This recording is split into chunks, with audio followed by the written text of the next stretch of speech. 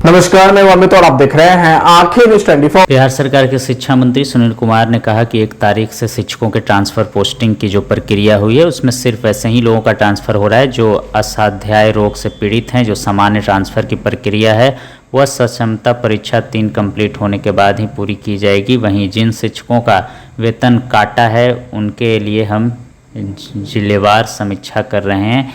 यहाँ सही है वहाँ उन शिक्षकों की सैलरी हमारी कोशिश रहेगी कि उन्हें लौटा दिया जाए, मगर जो लोग गलत हैं उन्हें उनकी सैलरी नहीं मिलेगी। हमारे पास सख्ती रहती है कि यदि कोई पूर्व में गलत प्रेरणा लिया गया है तो उन्हें समीक्षा करके सही किया जा सके। और उन्होंने क्या कुछ कहा सुनिए इस वीडियो में। नमस्कार, अभी सिर्फ वैसे ही मामले स्थानांतरण के लिए जा रहे हैं जो असाध्य रोग से ग्रसित हों या विशेष परिस्थिति में।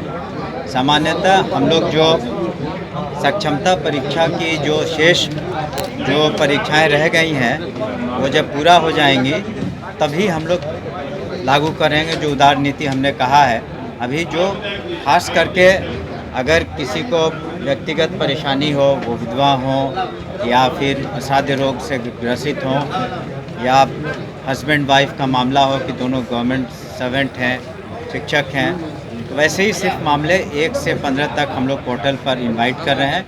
लेकिन पिछली बार भी हमने सभी को कहा है और हम लोगों ने दिशा निर्देश भी दिया है कि जो सामान्य ट्रांसफ़र पॉलिसी है जिसके बारे में हम लोगों ने कहा भी है कि सभी लोग ज़िले के अंदर ही होंगे, लेकिन डिटेल्स उसका पुनः हम लोग जब शेष परीक्षाएं सक्षमता की हो जाएंगी तो उसके बाद हम लोग बीपीएससी हो या सक्षमता परीक्षा से जो पास हुए और जो नियोजित शिक्षक हो जाएंगे, विशिष्ट शिक्षक हो जाएंगे तो उसके बाद कई शिक्षकों के वेतन भी काटे गए हैं। वेतन उसके बाद हम लोग जिलावार समीक्षा कर रहे हैं।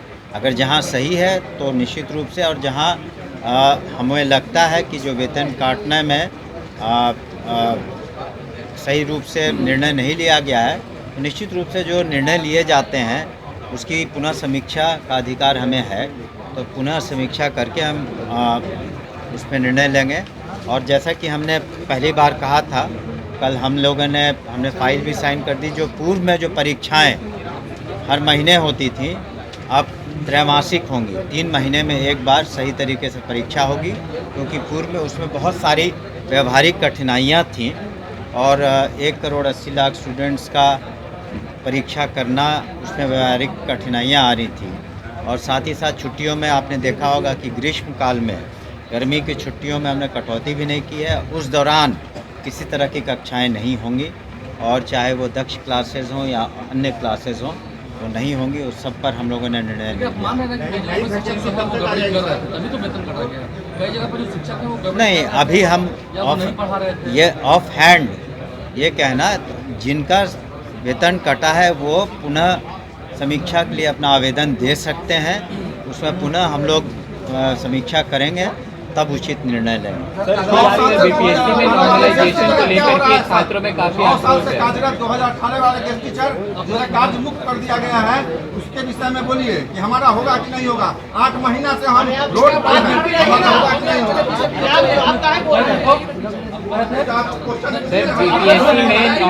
बीपीएससी में नॉर्मलाइजेशन को लेकर के छात्रों में काफी आक्रोश है। बीपीएससी नॉर्मलाइजेशन में काफी आक्रोश है बच्चों में।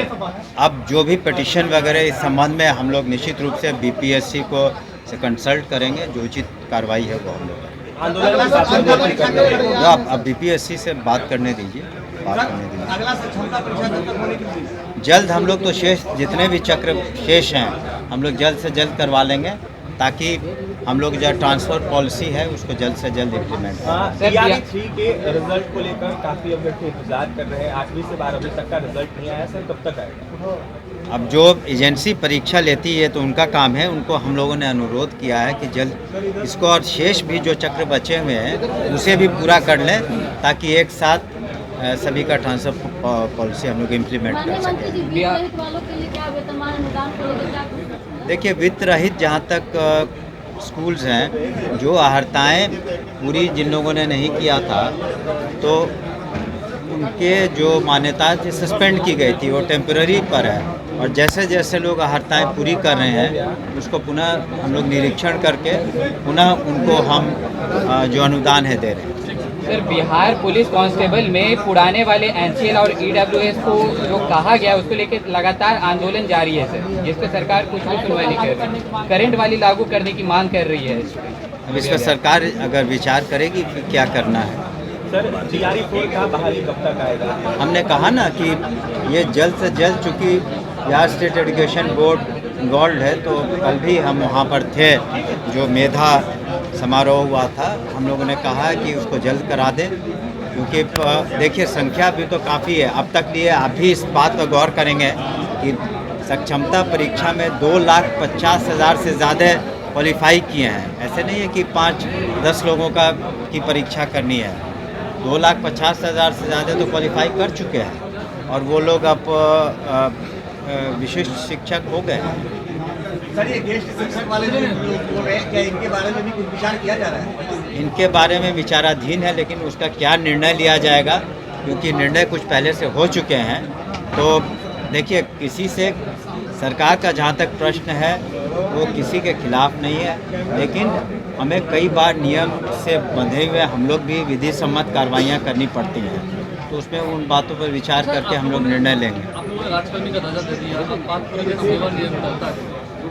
देखिए, इसका जवाब मैंने काउंसिल में भी दिया था कि पे प्रोटेक्शन जहाँ तक है वो है, लेकिन पूर्व में भी पहले भी वो लोग आच्छादित नहीं थे कि पेंशन पॉलिसी से, या कोई राजकर्मी का दरमा रहता तो ये तय, तो उस पर हमने कहा पुनः विचार करेंगे। लेकिन जो उसमें हमने पुनः कहा था काउंसिल में भी कि जो विधि सम्मत निर्णय है वही लिए जाएंगे, हम लोग ने लिया है, पुनः उसको हम लोग देखेंगे। आंखें जो आपका चैनल है उसके लिए और उसके दर्शकों के लिए 2 लाइन की हम शुभकामनाएं अपने ढंग से देते हैं। आप सब में मिठास घुल जाए बांसुरी और बीन की तरह, और लोग आपको भी प्यार करने लगे वैक्सीन की तरह। हंसते रहें, मुस्कुराते रहें और देखते रहें आंखें न्यूज 24।